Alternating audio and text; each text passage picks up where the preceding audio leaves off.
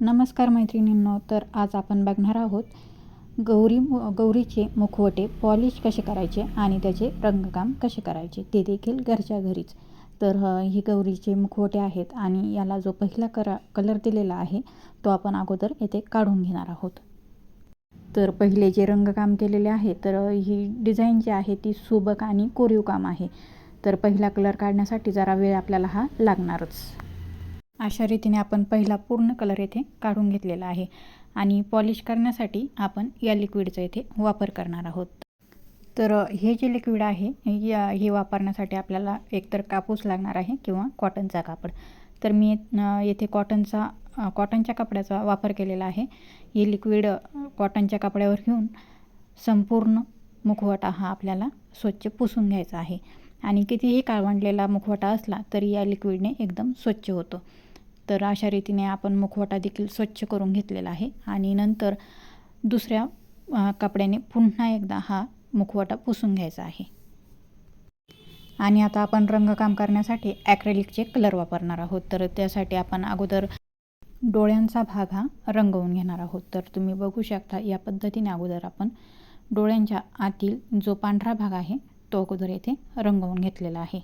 आता हा डोळ्यांचा भाग सुकेपर्यंत आपण ओठांचा आणि कपाळाच्या टिकलीचा कलर देऊन घेऊयात आणि त्यासाठी येथे लाल कलरचा वापर केलेला आहे. तर ओठांचाही कलर आपण येथे तयार करून घेणार आहोत. तर आणि तसेच ओठांबरोबर आपण वरील कपाळावरील टिकलीचा सुद्धा आकार देऊन घेणार आहोत. तर गोलाकारात येथे टिकलीसुद्धा तयार आहे आणि बघू शकता तुम्ही एवढ्या कलरमध्येच आपली गौरी किती छान उठून दिसत आहेत. आणि कुंकवाच्या आकाराबरोबर हळदीचा सुद्धा आपण आकार येथे देणार आहोत आणि त्यासाठी आपण पिवळ्या रंगाचा वापर येथे केलेला आहे. तसेच वरील जो आयब्रोच्या खालचा जो आकार आहे तेथे सुद्धा आपण थोडासा लालसर कलर येथे वापरलेला आहे. आणि आता ओठांचा आणि कपाळाच्या टिकलीचा आकार आपल्याला कलर देईपर्यंत डोळ्यांचा भाग हा सुकलेला आहे आणि यातच आता आपण डोळ्यांच्या आतील बुबुळांचा सुद्धा कलर देणार आहोत. तर बुबुळांचा आकार तयार आहे आणि पापण्यांसाठी आपण काळा रंग वापरलेला आहे. तर खालील वरील दोन्हीही पापण्यांचा आकार येथे आपण तयार करून घ्यायचा आहे दाखविल्याप्रमाणे.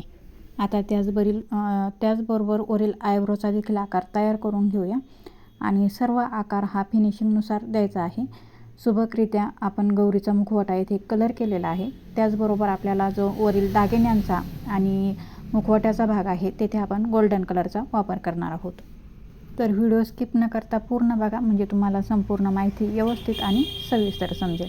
त्याचबरोबर व्हिडिओ जर आवडला तर लाईक शेअर करायला देखील विसरू नका.